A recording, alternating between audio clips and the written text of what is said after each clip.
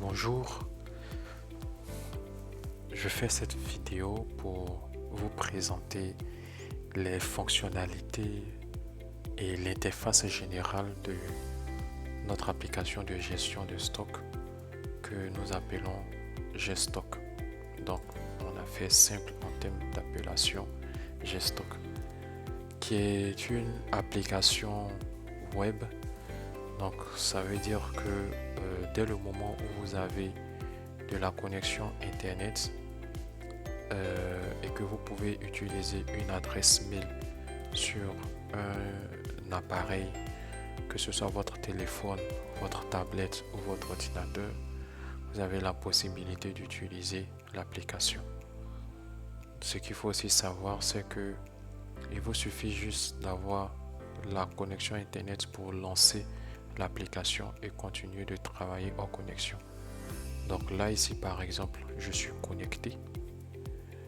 Donc, j'ouvre l'application en étant connecté, ce qui me permet de pouvoir ouvrir correctement l'application. Et une fois que j'ai ouvert l'application, je peux travailler en me déconnectant. Mais lorsque je vais me déconnecter, toutes les informations ou toutes les modifications que je vais faire vont rester au niveau local sur mon ordinateur. Pour que ces informations puissent être synchronisées avec tous les autres utilisateurs de l'application, il faudra que je me reconnecte et que je lance ici la synchronisation avec le bouton synchroniser pour permettre aux autres utilisateurs de voir les changements que j'ai opérés. Donc par exemple, pendant que je suis connecté, si je travaille en étant connecté, moi en tant que gérant du stock, toutes les entrées, les sorties que je vais réaliser dans l'application seront automatiquement visibles par le responsable de l'entreprise qui peut être soit mon supérieur hiérarchique ou bien le gérant même de la société. Mais si je ne travaille pas en étant connecté, ça veut dire que je me suis connecté, j'ai lancé l'application, je me suis déconnecté pour travailler. Toutes les modifications que je vais faire vont être visibles uniquement par moi seul. Et quand j'aurai fini de faire cette modification, je pourrai me reconnecter à nouveau, lancer la synchronisation pour que ce soit visible aussi par mon supérieur hiérarchique, par un collègue qui utilise l'application ou par le gérant. D'accord? Donc, voici un peu les possibilités en termes de connexion et hors connexion qu'offre l'application web Gstock.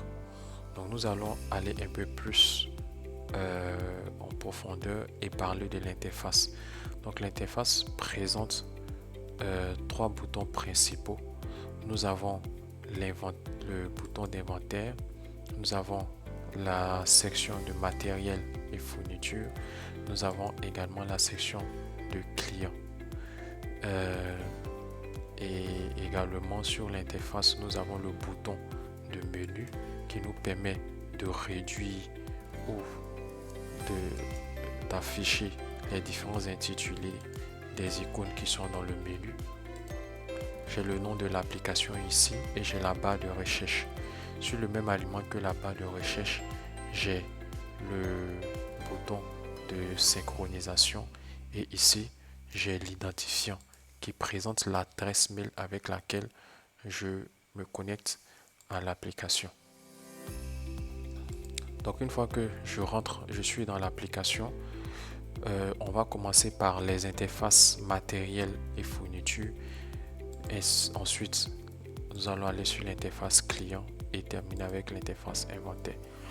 Donc lorsque je vais dans la section matériel et fourniture, donc je clique dans le menu pour afficher et je vais dans matériel et fourniture.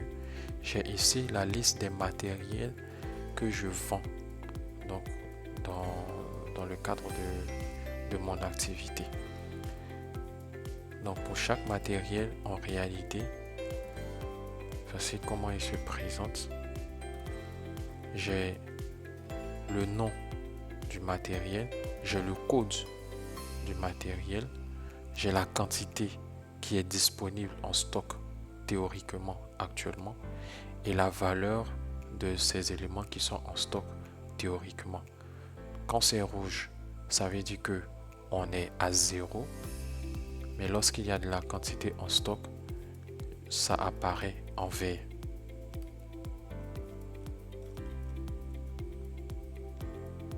Lorsque je clique sur un élément de mon magasin, donc soit un matériel ou une fourniture, j'ai sur la droite le volet de visualisation que je peux agrandir ou réduire. Donc pour agrandir, je vais positionner le curseur jusqu'à ce qu'il devienne une flèche qui va dans des sens opposés. Je fais un clic gauche, je maintiens et je vais vers la gauche pour pouvoir agrandir. Une fois que ça c'est fait, j'ai la fiche détaillée du matériel. Sur cette fiche détaillée, on reprend le nom du matériel, la quantité qui est disponible, la valeur, et par rapport à cette valeur et le prix de vente que je pratique vu le coût, j'ai la marge à laquelle je m'attends pour les ventes que je vais réaliser en valeur et en pourcentage. En dessous, j'ai le coût unitaire actuel du matériel, c'est-à-dire combien le matériel coûte après les différents achats que j'ai réalisés avec les fournisseurs. Ensuite, j'ai le prix de vente que je vais pouvoir définir en fonction du coût du matériel. Plus bas, j'ai deux sections. La section des entrées, donc les achats que je réalise, et la section des ventes que je réalise avec mes clients. Comment créer un nouveau matériel ou ajouter un nouveau matériel dans la liste présente actuellement? Pour cela, je vais venir cliquer sur le bouton Ajouter qui se trouve au-dessus ici. Et il y a un formulaire qui va apparaître pour que je puisse ajouter l'article. J'ai ici implémenté le code de l'article. Lorsque vous acquérez l'application, on peut également configurer l'automatisation de l'implémentation. Donc, tel que vous voyez ici, PG Mag 404, nous pouvons définir une nouvelle nomenclature pour vos matériels, que ce soit des pièces de rechange, que ce soit des fournitures. Nous pouvons définir une nouvelle nomenclature qui va faire que ce sera automatique. Lorsque vous allez créer la fiche produit du matériel, le code sera automatiquement généré par le logiciel. Donc j'ai le code qui est implémenté de façon automatique. Je vais venir mettre la désignation maintenant du matériel. Donc le matériel, c'est peut-être une clé à molette. Donc je vais saisir clé à molette. Je vais ensuite aller chercher une photo de la clé à molette. Donc soit je vais chercher sur mon ordinateur, d'accord, donc je vais prendre une photo que je vais aller enregistrer sur mon ordinateur, et cette photo que j'enregistre sur mon ordinateur, je vais la récupérer ici. Donc par exemple ici on va récupérer d'internet la photo d'une clé à molette. Donc je vais venir saisir ici image de clé à molette. Je vais prendre une image quelconque de clé à molette. Ça par exemple, je vais enregistrer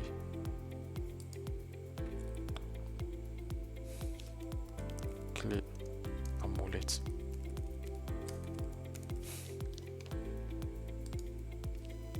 Et maintenant dans mon application, je vais aller chercher la photo de la clé à molette que je vais ajouter ici. Ensuite, la mesure, c'est comment est-ce que je fais sortir les éléments. Est-ce que je les fais sortir en pièces? Est-ce que je les fais sortir par mètre? Est-ce que je les fais sortir par litre? Ici, la clé à molette, je la fais sortir par pièce, par exemple. Donc je vais sélectionner pièce. Mais si je la faisais sortir en rouleau ou par litre, quand je clique dans la liste, je n'ai pas litre qui existe. Pour ajouter une nouvelle mesure, parce que j'estime que ma clé à molette, ça va sortir par litre de clé à molette, je vais écrire ici dans la mesure litre. Ensuite, je vais cliquer sur ajouter litre pour que litre soit ajouté à la liste désormais. Je pourrais donc utiliser la mesure litre lorsque j'aurai un autre matériel dans mon magasin qui se mesure en litres au moment de sa sortie. Donc, je vais maintenant indiquer la famille à laquelle appartient ma clé à molette. Je vais appeler par exemple outils. Donc, ça fait partie de la famille des outils.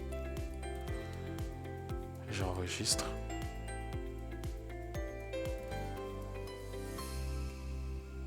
Donc, je vais faire une recherche par outils. Donc, voici les éléments de la famille outils qui sont là. On a appareil rivet et la clé à molette que je viens de créer. Donc si on se rend compte ici que la quantité et la valeur sont nulles. J'ai créé une fiche produit. Je veux acheter ou je réalise un achat d'une nouvelle clé à molette avec mon fournisseur. Donc je vais cliquer ici sur ajouter. Donc je vais défiler dans ma fiche produit et aller dans la section entrée achat. Je vais cliquer sur ajouter.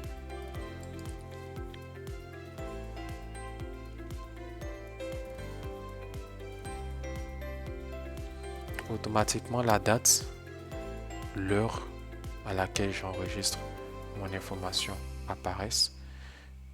La désignation du matériel qui est clé à molette, c'est déjà rempli. Donc je vais juste saisir la quantité que j'achète. Donc j'achète par exemple 15 clés à molette à mon fournisseur. Mon fournisseur qui s'appelle vendeur de clés à molette. Donc s'il est dans la liste ici, je sélectionne directement dans la liste. Mais s'il n'est pas dans la liste, je vais l'ajouter vendeur CAM pour vendeur de clés à molette. Donc pareil que la mesure, j'ai écrit vendeur CAM et je vais cliquer sur ajouter vendeur CAM pour qu'il soit maintenant dans la liste des fournisseurs que je vais utiliser pour mes prochaines entrées. Ensuite, je vais saisir le montant unitaire qui apparaît sur la facture de mon achat de clé à molette. Donc, une clé à molette, ce fournisseur-là me l'a vendu, on va dire, à 5000. Donc, je vais saisir 5000 francs CFA dans le prix unitaire et automatiquement, le montant total va se calculer. Donc 15 clés à molette dont l'une est à 5000 francs, ça me fait 75 000. J'ai fini de créer mon entrée. Je vais cliquer sur enregistrer l'entrée et automatiquement l'entrée vient d'être enregistrée. Et qu'est-ce qu'on constate? On a la quantité théorique qui est mise à jour. Donc on a 15 clés à molette actuellement dedans. Et la valeur de ces 15 clés à molette là, c'est de 75 000. D'accord? Comme je n'ai pas défini de prix de vente recommandé ici par rapport à la marge, donc comme je n'ai pas renseigné de prix de vente par rapport au coût unitaire qui est ici, il me fait apparaître une marge négative de moins 5 000. Mais je dis bon, si une clé à molette coûte 5 000 francs, je vais donc la vendre à 7 500 par exemple. Donc je vais saisir le prix de vente à 7 500. Automatiquement, il me dit que je m'attends, si je vends à ce prix-là, je dois m'attendre à une marge unitaire de 2500 francs. Donc par clé à molette, ce qui va me faire 50% de marge par rapport au prix d'achat initial. Cette valeur, je pourrais la mettre à jour au fur et à mesure de l'évolution et au fur et à mesure que mon coût unitaire va être modifié ici. Donc, par exemple, avec ce fournisseur, j'ai acheté les 15 clés à molette à 5000 francs. On va aller à une autre date. Donc, je clique sur ajouter. On est par exemple à la date du 24 où je vais acheter une nouvelle clé à molette, un nouveau lot de clés à molette. Cette fois-ci, je vais acheter 20 clés à molette avec le fournisseur fournit clé.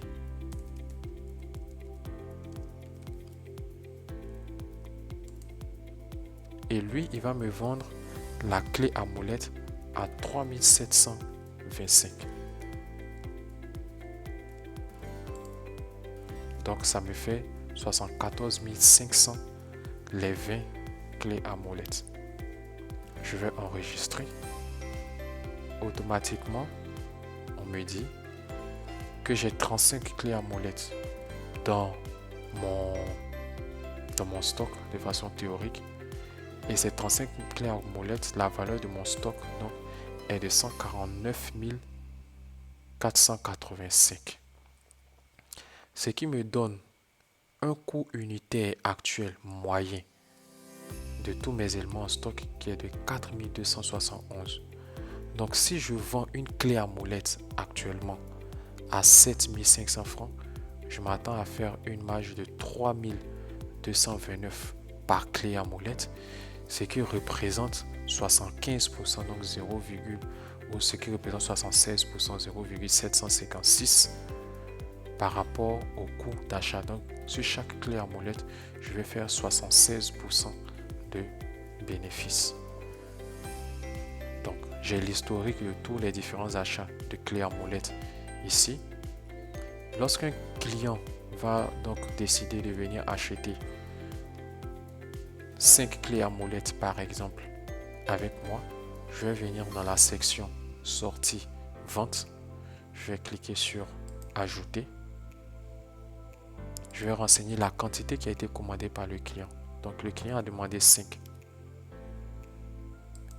et puis je vais servir la quantité qui est disponible que je peux vendre.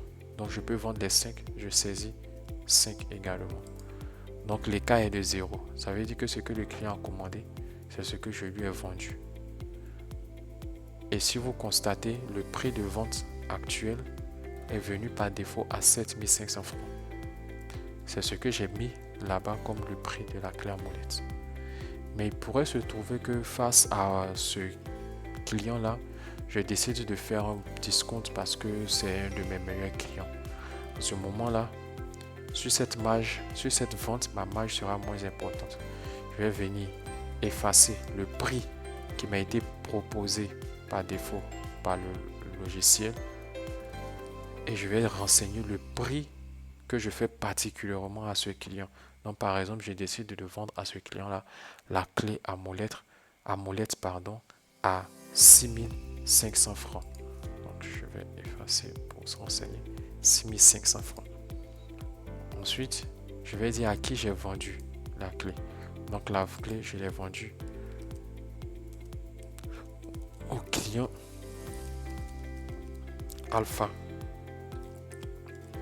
Je vois bien que le client Alpha n'existe pas dans la liste ici. Donc qu'est-ce que je vais faire? Je vais créer un nouveau client automatiquement à partir d'ici. Donc je clique sur nouveau et je vais mettre le nom, prénom du client.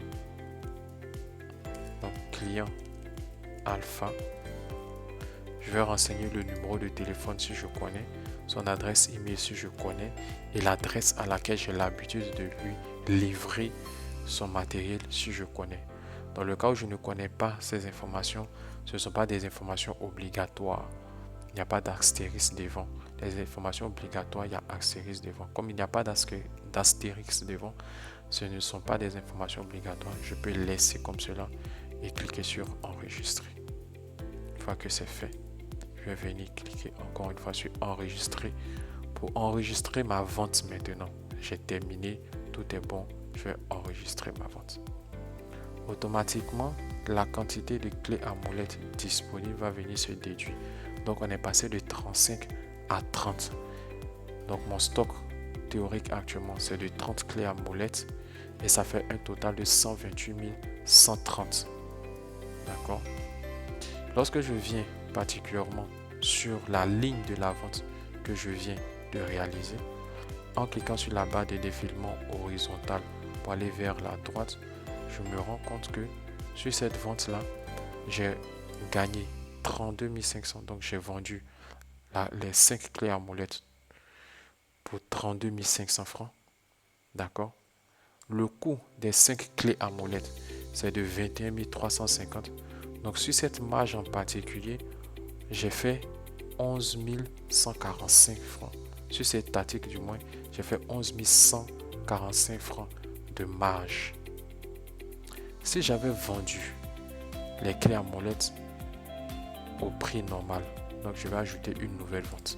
Cette fois-ci, je vais vendre au prix normal. Donc 5 qui sont commandés, 5 qui sont vendus au client alpha au prix de 7500 comme cela m'a été recommandé par le logiciel. Je vais cliquer sur enregistrer. Ça c'est encore déduit. Donc il me reste 25 clés à molette dans mon stock et mon stock a une valeur de 106 000. Quand je regarde cette vente là,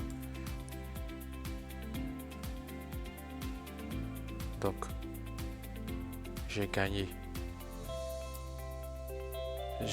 37 500 francs en vendant ces 5 clés à molette. Le coût des 5 clés à molette dans l'ensemble, ça reste de 21 355, c'est-à-dire 4 271 multiplié par 5. On peut faire le calcul ici. Nous allons prendre notre calculatrice.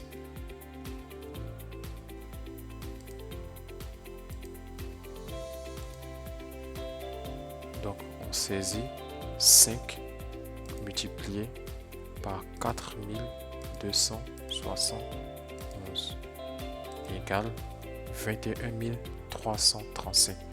Donc les 5 clés à molette font dans l'ensemble 21 355.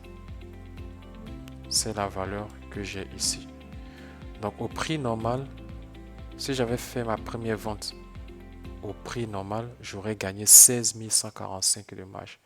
Mais comme j'ai réduit le prix en vendant à mon bon client, qui est Alpha, j'ai plutôt fait une marge de 11 145.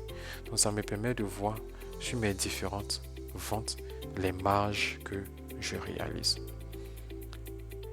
Il pourrait se trouver que je fais plus de 5 achats et plus de 5 ventes. La liste que je vois ici dans les sections entrée, achat et sortie vente peut être donc limitée à présenter seulement 5. Peut-être que j'ai fait 10 achats et j'ai fait 10 ventes. D'accord? Donc pour afficher toute la liste en grand de tous les achats et de toutes les ventes que j'ai réalisées sur cet article en particulier, je vais cliquer sur le bouton Expand qui est à côté du bouton Ajouter. Donc quand je clique sur Expand, ça va m'afficher toutes les ventes qui vont apparaître ici. Si je veux retourner à la fiche du produit, je vais cliquer ici sur Fiche Info. Donc ça me ramène à la fiche du produit. Pareil, pour voir toutes les ventes que j'ai réalisées, je vais cliquer sur Expand ici. Et cela me ramène ici en cliquant sur toutes les ventes qui ont été réalisées sur ce produit. Pour revenir à la fiche du produit, je vais cliquer sur Fiche Info ici. Voilà. Donc je viens d'enregistrer une entrée, des entrées du moins, et des sorties. Il pourrait arriver que là, j'ai une quantité de 25 qui est disponible.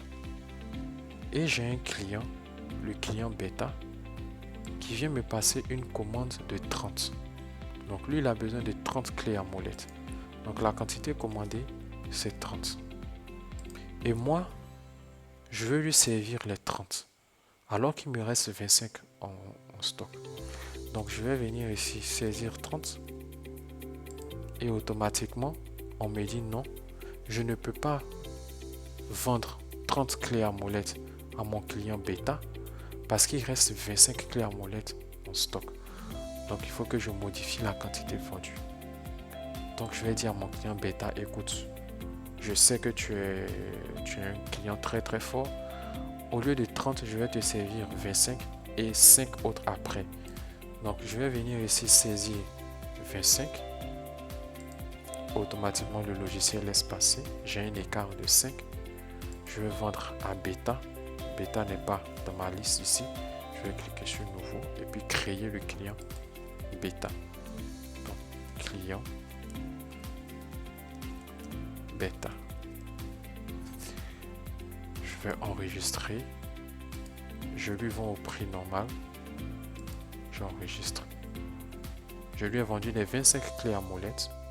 Vous allez vous rendre compte que ici, mon stock, il est à 0 en quantité et en valeur. J'ai réalisé une marge de 80 000.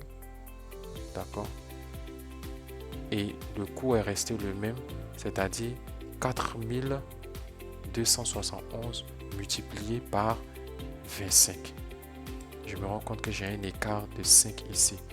Cet écart va me permettre de savoir que, d'avoir un historique, les fois où je n'ai pas pu honorer complètement les commandes des clients parce que peut-être j'avais une rupture, parce que, etc., etc. D'accord? Donc voilà, j'ai enregistré mes différentes entrées, mes différentes sorties sur chaque article. Maintenant, il peut arriver que j'ai envie de modifier la fiche produit elle-même. Donc toutes les informations que je peux modifier sur la fiche produit, c'est le nom, d'accord, la famille, la mesure, comme on l'a vu auparavant lorsqu'on avait cliqué sur le bouton ajouter. Donc je me suis peut-être trompé sur le nom, c'est pas clé à molette, mais c'est molette par exemple. Et je vais changer la fiche produit, d'accord, où je me suis trompé sur la mesure, ça ne se mesure pas en litres, ça se mesure en pièces. Donc pour modifier la fiche produit, je vais cliquer sur le bouton modifier ici et je vais venir changer l'information que je veux changer. Donc au lieu de mesurer en litres, je dis ça va se mesurer en pièces. J'ai fini ma modification, je clique sur enregistrer. Donc automatiquement l'information est modifiée ici. Donc voilà pour ce qui concerne la section matériel et fourniture. Donc je peux fermer maintenant que j'ai fini avec ce produit. Si je veux passer à un autre produit, je n'ai qu'à cliquer sur cet autre produit là ici dans la liste. Donc je vais réduire mon volet de visualisation pour faire apparaître beaucoup plus de produits. Donc j'ai tous ces produits ici, je peux défiler comme je peux saisir dans la barre de recherche. D'accord. Et je peux également fermer mon volet de visualisation en cliquant sur la croix fermée qui est ici à droite. Je peux agrandir ma fiche produit sans agrandir le volet de visualisation. Donc agrandir uniquement la fiche produit. Je vais cliquer sur les deux flèches qui vont dans des sens opposés ici. Donc voici, j'ai agrandi ma fiche produit. J'ai toutes les mêmes informations que j'avais de l'autre côté. Donc pour revenir à la première visualisation, je vais cliquer ici sur ces deux flèches qui viennent se croiser. Donc ça me ramène à la première visualisation où à gauche j'ai l'ensemble des éléments que j'ai en stock et à droite mon volet de visualisation de ma fiche produit. Je peux faire la même chose pour le volet de visualisation d'ensemble du matériel, c'est-à-dire cliquer ici à droite sur ces deux flèches là pour agrandir. D'accord. Donc ce que ça fait, ça me fait mon volet de visualisation carrément. D'accord? On va revenir sur notre outil que nous avons créé. Donc je clique ici. J'ai mon volet de visualisation, ma fiche qui s'est ouverte totalement, agrandie. Je vais réduire ici pour avoir et le volet de visualisation et la liste des éléments qui sont dans mon stock.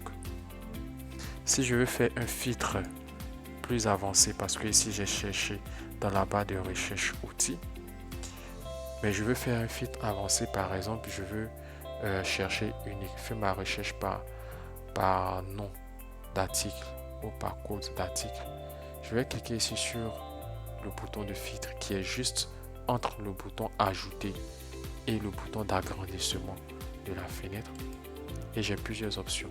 Donc je peux chercher selon la désignation du matériel, je peux chercher selon la famille, je peux chercher selon la mesure, je peux chercher selon le prix de vente recommandé, je peux chercher selon le code de l'article. Voilà pour ce qui concerne le volet matériel et fourniture. Donc il va arriver qu'à la fin du mois, je vais faire l'inventaire maintenant de mes éléments qui sont en stock. Pour cela, je vais cliquer sur la section inventaire ici. Donc la présentation, elle est similaire à notre bouton matériel et fourniture, mais cette fois-ci, les éléments sont présentés en liste. Dans la première colonne, j'ai la date de clôture, c'est-à-dire la date pour laquelle je dois considérer mon inventaire. Je peux être aujourd'hui le 2 janvier, mais l'inventaire que je suis en train de faire, c'est l'inventaire pour le 31 décembre. Donc c'est ce 31 décembre qui sera la date de clôture. Ensuite ici, j'ai la date même à laquelle je fais l'inventaire qui sera le 2 janvier. D'accord? J'ai le matériel qui est inventorié. J'ai la quantité comptée. J'ai le coût du stock qui a été compté. C'est-à-dire ici, j'ai compté 2 par exemple, ce 31 juillet 2024 sur cet élément de plexiglas. J'ai compté 2 et les 2 là me donnent une valeur réelle de stock de 180 000. De façon théorique, on avait 2. Donc par rapport à la quantité qu'on a compté, on a 0 écart. Et cet écart de 0 là, il ne me coûte rien. Par contre, si je viens sur le matériel structure Kakemono ici, j'ai compté 1 Kakemono, ce qui me donne une valeur de ce 1 là qui est 21 000. Ça veut dire que mon stock réel actuellement il est de 21 000. Alors que théoriquement, selon les mouvements entrées et sorties que j'ai enregistrés, je devais avoir 2 théoriquement dans mon stock. Donc cet écart de 1 là représente pour moi une perte de 21 000. Si je viens sur la peinture hydrocolore vert yuzu, lorsque j'ai compté 40 pots. Mais théoriquement, on me dit dans le logiciel qu'il n'y a plus de pots. Donc 0. Donc je sais qu'en réalité, quand j'ai compté, mon stock il fait 40. Ce qui me donne une valeur de 264 000. C'est une bonne chose pour moi. Mais je me pose quand même des questions. Ça veut dire qu'il y a des entrées, il y a des mouvements qui n'ont pas été enregistrés. Donc quand c'est en orange, ça veut dire que j'ai ma quantité comptée qui est supérieure à ma quantité théorique. C'est a priori une bonne nouvelle, mais en réalité c'est une nouvelle sur laquelle je dois mener des investigations. Donc j'ai un point d'interrogation ici qui me dit que je dois mener des investigations. Parce que c'est comme si j'ai gagné 264 000 par rapport au stock théorique, mais c'est peut-être des mouvements qui n'ont pas été enregistrés. Ici, j'ai un point d'exclamation pour me dire qu'il faut faire très attention. J'ai une perte probable que je fais ici parce que j'ai des quantités théoriques qui sont supérieures aux quantités qui ont été comptées pendant l'inventaire. Donc, je viens, on est le 31 décembre, je vais faire mon inventaire pour le 31 décembre. Qu'est-ce que je fais? Je vais cliquer sur ajouter une nouvelle ligne donc d'inventaire. j'ai ma date. Je vais saisir la date de clôture qui est le 31 12e mois 2025 et je vais désigner le matériel que je viens compter. Donc, on a notre clé à molette. Donc, je saisis clé A et j'ai ici la clé à molette que j'ai créée. D'accord?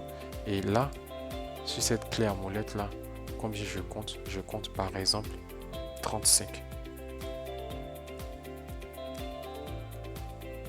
Je valide, enregistrer. Donc automatiquement ça sort en orange comme on l'a expliqué. Je me souviens que j'ai vendu toutes les clés à molette à alpha et bêta, donc normalement il ne me reste rien en stock. Mais ici, j'ai dit que j'ai compté 35 clés à molette dans le stock. Donc il me dit, bon, apparemment c'est une bonne nouvelle, mais il faut quand même mener des investigations parce que tu dis que tu as 35 clés à molette que tu as vu, que tu as compté, mais en réalité, théoriquement, dans le système, on n'est pas censé avoir des clés à molette. Donc, vérifie, est-ce que ce ne sont pas des clés à molette qu'on a déjà vendues aux clients, mais qui n'ont juste pas encore été livrées. Donc, ça veut dire que on devrait plutôt le compter comme 0 parce que c'est vrai que c'est dans nos stocks, mais c'est considéré comme étant vendu aux clients. Donc, si je veux, donc par rapport à mon inventaire, j'ai fait toutes les investigations. Je me suis rendu compte qu'en fait, il n'y a aucun problème sur ce que j'ai compté. Effectivement, c'est une entrée de 35 clés à molette que je n'avais pas enregistrée. Je vais aller fouiller dans mes documents, ressortir la facture d'achat de ces 35 clés à molette, puis venir corriger mon inventaire. Cette correction d'inventaire là va se faire par une entrée sur le matériel en question. Donc j'ai trouvé que j'ai acheté 35 clés à molette que je n'avais pas enregistré. Je vais revenir dans matériel et fourniture pour corriger mon inventaire. Je vais chercher la clé à molette.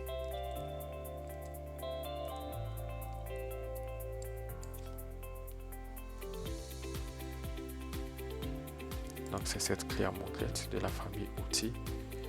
Et je vais venir enregistrer une entrée pour corriger mon stock. Donc une entrée de 35. Et cette fois-ci, le fournisseur, je vais l'appeler inventaire. Puisque c'est à l'inventaire. Non, qu'est-ce que je raconte? Je ne vais pas l'appeler inventaire, j'ai la facture. Donc il se trouve que c'est mon fournisseur fourni clé qui m'avait vendu ces 35 clés à molette. J'ai la facture des 35 clés à molette. Je vais cliquer ici et le coût unitaire, il m'a vendu ça à 3725 les 35 clés à molette. D'accord. Je vais cliquer sur enregistrer et lorsque je reviens dans mon inventaire, je vais venir mettre à jour la valeur d'inventaire simplement en faisant quoi? En cliquant sur modifier. D'accord.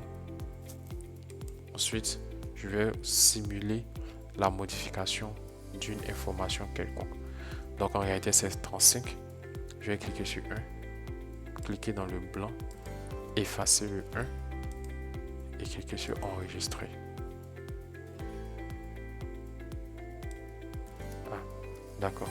Donc il ne se met pas à jour parce que mon inventaire je l'ai fait au 31. D'accord.